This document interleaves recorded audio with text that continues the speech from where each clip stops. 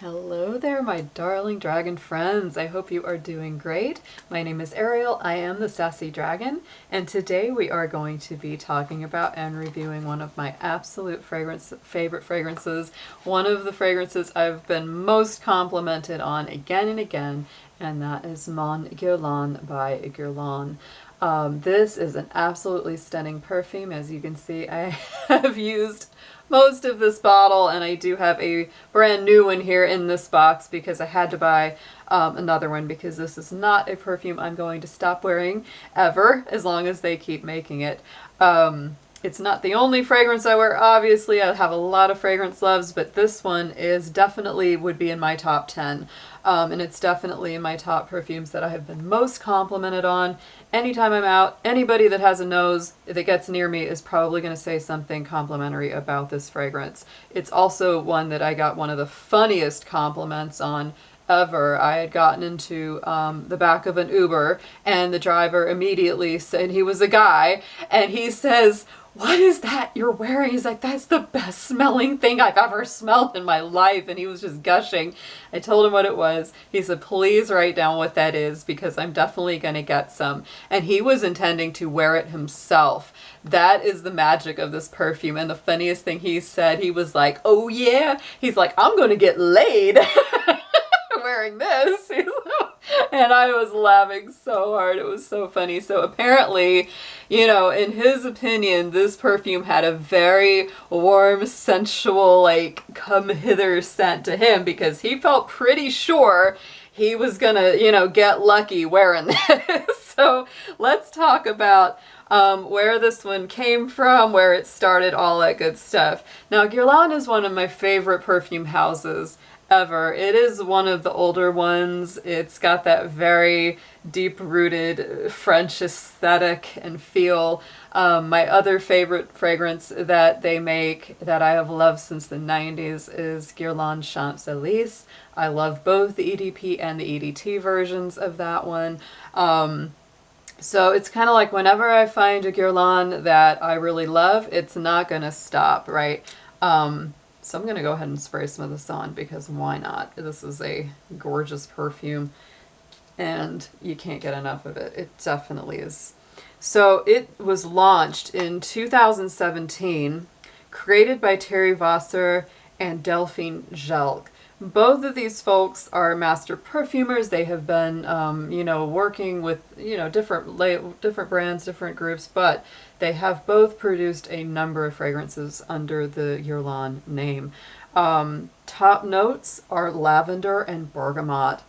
And even though this is a sweet scent, that lavender and bergamot freshness, cleanness that comes out, that kind of crispness, gives it just enough of that almost like a masculine vibe so that it really has both the feminine and the masculine blended. So, you know, even though it's sweet, because it does have vanilla in it, it really could be unisex. Like if you're, it doesn't matter. This, and you know, my feeling about perfume anyway is that anybody that likes it, that enjoys it, should wear it. Doesn't matter who you are.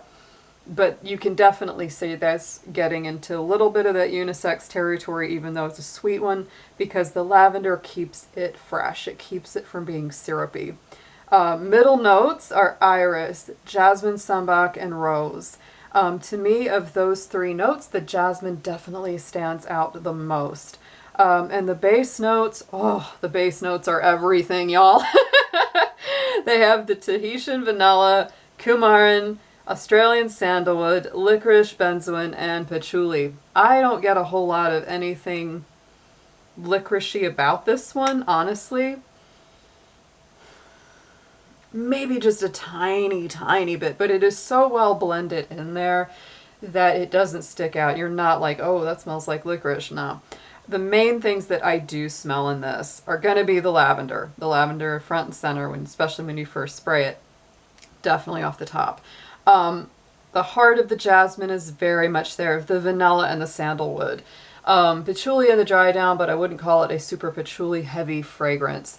This one is just gorgeous, and it is also one that I absolutely blind bought, and I already knew that I would love it based off of the notes. I have a love of anything with lavender, and it can be hard to find a more feminine fragrance that has it, because lavenders can tend to, yes, be sharp. They're a little more abrasive, a little more clean, you know, sometimes just a little too punchy, right? And that's a big thing that I've seen people say, that, you know, those that don't like this fragrance would say the lavender is a little much, right? Because if you don't like lavender at all, or if you really can't handle that in a scent, you're not going to like it. But to me, that's what really keeps it fresh, keeps it a cleaner scent, and it also keeps it from getting into that syrupy gourmand, even though it has that gorgeous vanilla that really is just yum. I think also the sandalwood brings, you know, that sensuality. Anytime you're bringing, you know, to me, this is one of those scents that is both relaxing, because lavender and vanilla together always have a very, you know, kind of relaxing quality. But then that vanilla and the sandalwood and the jasmine together is very sexy. It's very sensual. It's just going to make people want to hang out with you. That's all I can say. Now, I remember when this one came out, you know, the ad was Angelina Jolie, and they had this really pretty music playing, and they were showing the fresh lavender and all that kind of stuff. So, you know, even though I'm not like some massive Angelina Jolie follower, I think the ads were really nicely done, and they definitely contributed to my interest in the perfume for sure. So this one is still going strong. I would absolutely recommend it. And, you know, to me, this one, for my chemistry, has great longevity. It is very, very good for that. There are a number of Mon Guerlain flankers, not a surprise, and I'm going to point out just a few of those. I have smelled a number of the flankers, and I will tell you, none of them compare to the original. This, for me, at least, is one of those perfumes that the original is definitely the best. I do have a small bottle of the Guerlain Eau Sensuelle. I wouldn't say that this one is greatly different. It's not a huge difference from the original. It's a tiny, tiny bit different, but I would have to say that it's not enough to make you go out and really seek out one over the other. Not at all. I'm looking up the notes for that. I've also smelled the intense version of this. Yeah, here's the sensual. Let's look at this first. But I have smelled the intense version as well of this fragrance, and I also did not like it nearly as much as the original. It's almost like messing with perfection to me, because for me, at least, the original was the best. Now, for your chemistry, if you say, hey, I tried the original, maybe not my favorite, but it does have something going on that I like, give these other ones a shot. You know, everybody's chemistry reacts different, and you might find one that you really enjoy. So let's see what the difference is in the Sensuelle. This one looks like they added in some tonka bean, a little more jasmine, but yes, it really doesn't have anything, as I didn't think it had much different to it. It's a little bit warmer, but that's about all I would say about that one. And then when it comes, let's look up the Intense. Give me just a moment for this to load.